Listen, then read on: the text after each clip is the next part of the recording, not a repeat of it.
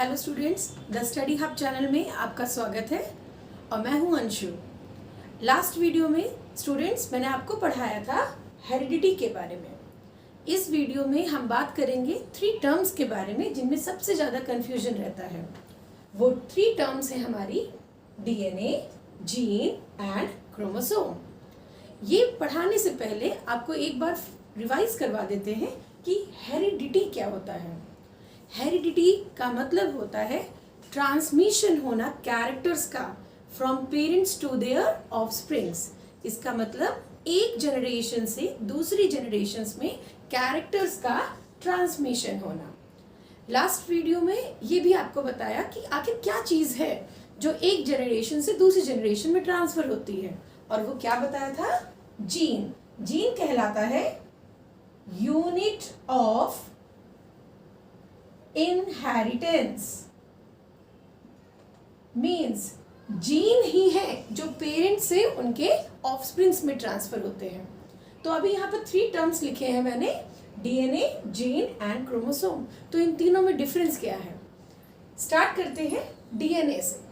हम अपनी बात करते हैं ह्यूमंस की। ह्यूमन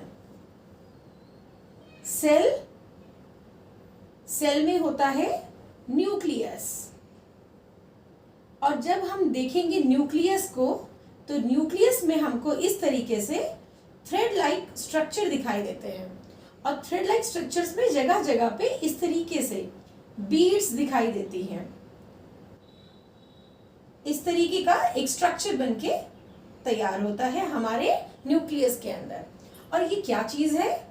ये होती है डीएनए प्लस प्रोटीन। डीएनए, ये जो थ्रेड लाइक स्ट्रक्चर है ये है डीएनए, और यहाँ पे ये जो बीड्स बनी हुई होती हैं ये इंडिकेट करती हैं प्रोटीन को। प्रोटीन इन्हें कहा जाता है, इनका एक स्पेसिफिक नेम दिया गया है हिस्टोन। हिस्टोन प्रोटीन्स के ऊपर डीएनए की रैपिंग होती है। तो डीएनए कहाँ पे प्रेजेंट है? न्यूक्लियस के अंदर।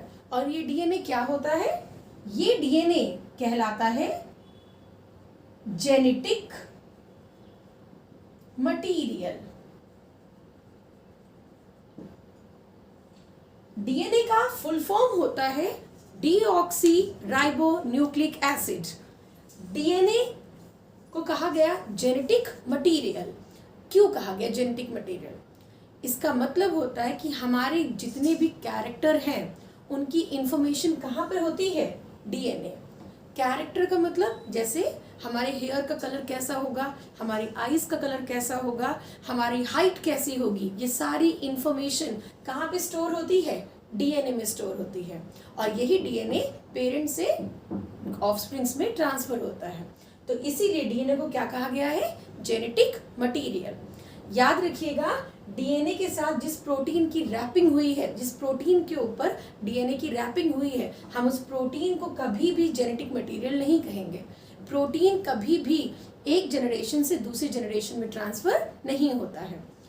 अब आप बात करते हैं दूसरी चीज की, जीन। अच्छा बेटा देखिएगा, डीएनए की यहाँ बात की हमने। हमारे एक सेल में डीएनए की लेंथ है 2.2 मीटर।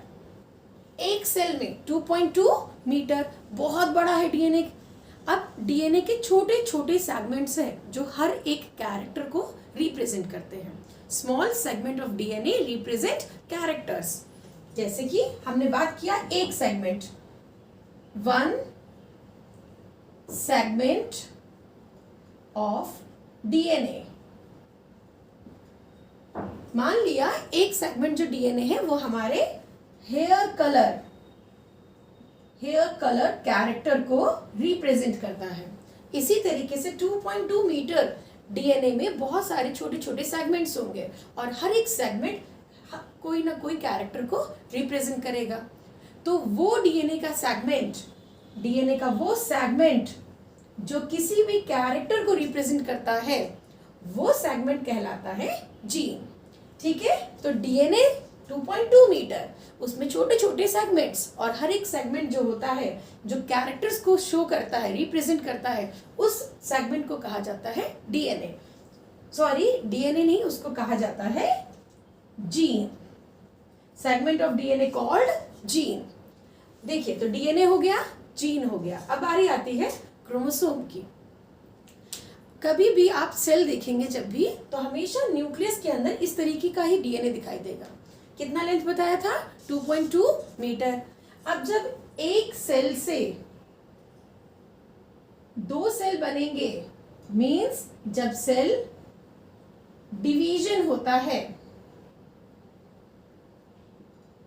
जब सेल डिवीजन होना होगा, तो किस तरीके से ये 2.2 मीटर डीएनए किस तरीके से डिवाइड हो सकता है इक्वली? तो उसके लिए क्या किया गया, 2.2 मीटर ये जो डीएनए होता है सेल के अंदर, वो खुद को कंडेंस्ड कर लेता है, कंडेंस्ड करता है लूप लाइक स्ट्रक्चर्स में। पूरा डीएनए के जो लेंथ है, डीएनए प्लस प्रोटीन, ये जो क्रोमेटिन फाइबर्स थे, इन्होंने खुद को कंडेंस्ड कर लिया लूप लाइक स्ट्रक्चर्स में। कब कंडेंस्ड किया? During cell division. और अब ये क्या कहलाते हैं? क्रोमोसोम।